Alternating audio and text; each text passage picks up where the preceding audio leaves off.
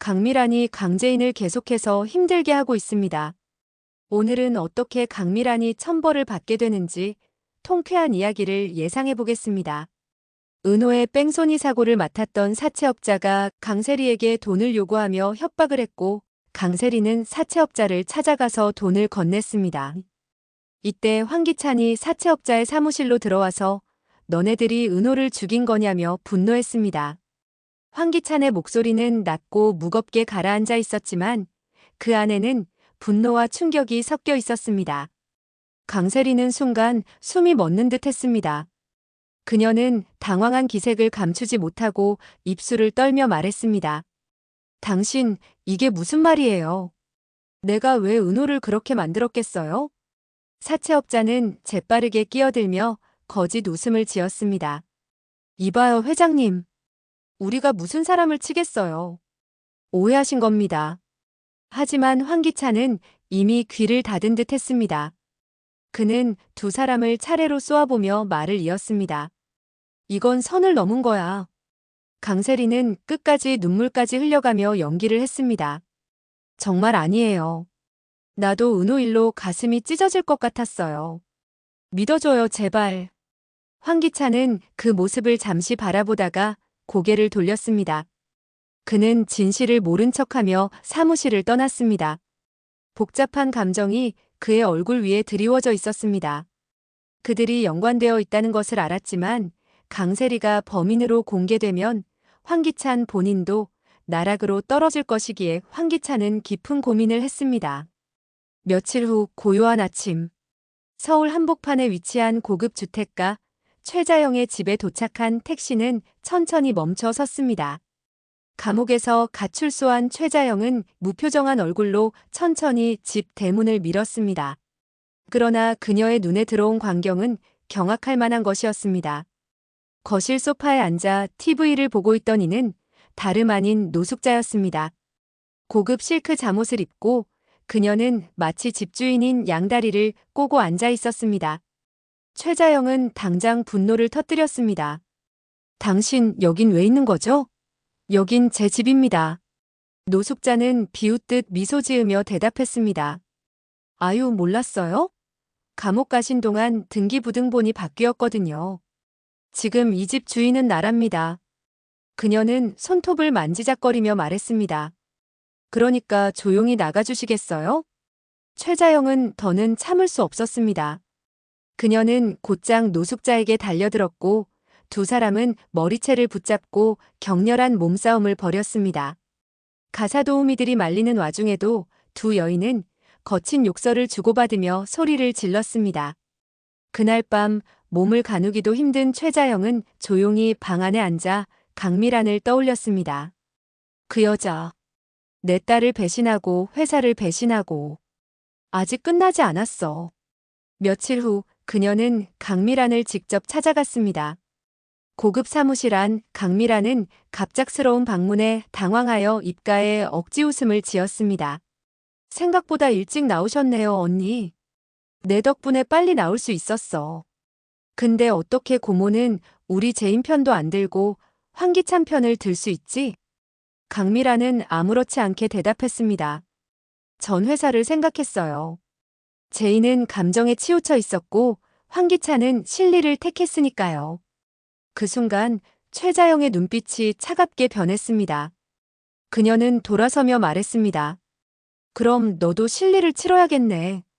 며칠 뒤 최자영의 부하 직원들은 한밤중까지 고군분투한 끝에 강미란의 비자금 조성 정황을 포착해냈습니다. 문서 파일과 통장 내역, 그리고 비밀리에 촬영된 영상까지 결정적인 증거들이 손에 쥐어졌습니다. 최자영은 검찰청에 고소장을 접수하였고 곧바로 강미란은 횡령 및 배임 혐의로 체포되었습니다. 경찰은 고급 차량에서 그녀를 끌어내렸고 강미란은 당황한 얼굴로 외쳤습니다. 무슨 짓이야? 난 잘못한 게 없어. 하지만 기자들의 플래시 세례와 함께 그녀의 손목에는 수갑이 채워졌고 그 모든 장면은 뉴스에 보도되었습니다. 최자영은 TV를 보며 조용히 말했습니다. 이제 시작일 뿐이야.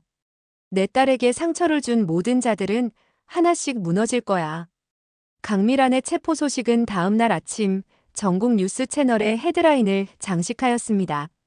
YL그룹 강미란 전무 비자금 조성 혐의로 긴급 체포. 경영 유착 의혹 검찰 본격 수사 착수. 뉴스를 본 사람들은 충격에 빠졌습니다. 강제인은 이 소식을 들으며 묵묵히 TV를 껐습니다. 그녀의 눈동자에는 지난 시간의 분노와 배신, 그리고 견뎌온 고통이 조용히 스며 있었습니다. 이제 시작이야. 내가 빼앗겼던 모든 걸 되찾을 거야. 한편 황기찬은 사무실에서 이마를 짚은 채 깊은 한숨을 내쉬고 있었습니다. 강미란이 체포됨과 동시에 YL그룹 이사진 일부가 그에게 등을 돌렸고 심지어 일부 주주들조차 그를 향해 불신의 시선을 보내고 있었습니다. 그의 옆에서 서성이던 강세리는 조심스럽게 입을 열었습니다. 우리 이제 어떻게 해? 고모가 체포된 이상. 황기찬은 이를 악물며 책상 위에 주먹을 내려쳤습니다. 당장 언론팀 동원해서 우리랑은 무관하다고 밝혀. 고모랑 선 그어. 그리고 주주들 회유할 수단도 마련해. 그러나 강세리의 표정은 어딘가 불안했습니다. 그런데 김도윤이 제인이랑 계속 접촉하고 있어. 뭔가 수상해. 황기찬은 고개를 돌리며 말했습니다. 김도윤. 그 자식은 끝까지 귀찮게 구는군. 도민준과 김도윤은 어느 카페의 비밀 회의실에서 조용히 마주 앉아 있었습니다. 김도윤은 파일을 하나 꺼내 도민준에게 건넸습니다. 이게 강미란이 체포되기 전에 급히 전달하려던 비자금 추적 내역입니다. 검찰도 확보는 했지만 이건 내부자의 협조 없이는 나올 수 없는 자료입니다. 도민준은 조용히 고개를 끄덕였습니다. 확실히 최자영 회장님 쪽에서 움직였군요. 드디어 중심이 바뀌고 있습니다. 그때 도어락이 열리고 정장을 갖춰 입은 최자영이 천천히 들어왔습니다. 강인한 눈빛, 깔끔한 헤어, 그리고 단정한 차림새. 과거의 혼란스러운 그녀는 이미 사라진 듯 했습니다. 다들 자리 있습니까? 최자영의 말에 도민준과 김도윤은 자리에서 일어났습니다. 이제부터는 우리가 다시 YL그룹을 바로 세울 차례입니다. 강제인은 더 이상 혼자가 아닙니다. 저 노숙자, 강세리, 황기찬. 모두 차례대로 무너뜨릴 겁니다. 김도윤이 조용히 말했습니다. 제인 씨가 아직 은호를 잃은 충격에서 완전히 회복되지 않았습니다. 우리 모두 조금만 더 지켜봐야 합니다. 그래서 도민준이 말을 이었습니다. 우리가 버팀목이 되어야지요. 최자영은 눈을 가늘게 뜨며 대답했습니다. 좋습니다. 그럼 우선은 다음 주주총회까지 황기찬의 약점을 드러낼 확실한 카드가 필요하겠군요. 그날 밤 강제인은 홀로 은호의 유품이 놓인 방에 앉아 있었습니다. 은호야. 엄마가 약속할게. 너를 잃게 만든 사람들 반드시 응징할 거야. 이건 단지 복수가 아니야. 정의야. 창밖에서는 비가 내리고 있었고 그 빗소리는 그녀의 내면의 울분을 대신해주는 듯 강렬하고 무거웠습니다. 그 시각 뉴스에선 또 다른 속보가 전해졌습니다. 노숙자 여사, 불법 부동산 명의신탁 혐의로 고발당해. YL그룹 이사회와 무관하다는 입장 발표. 최자영은 소파에 앉아 그 뉴스를 지켜보다가 전화기를 들었습니다. 노숙자는 이제부터 시작이야. 제인이 집까지 훔친 그 여자, 반드시 죗값을 치르게 해줘야 해. 최자영은 끈질긴 노력 끝에 노숙자도 집에서 쫓아냈고 노숙자는 이름처럼 노숙자 신세가 되며 길거리로 쫓겨났습니다. 강제인의 통쾌한 복수를 바라신다면 구독과 좋아요를 부탁드립니다.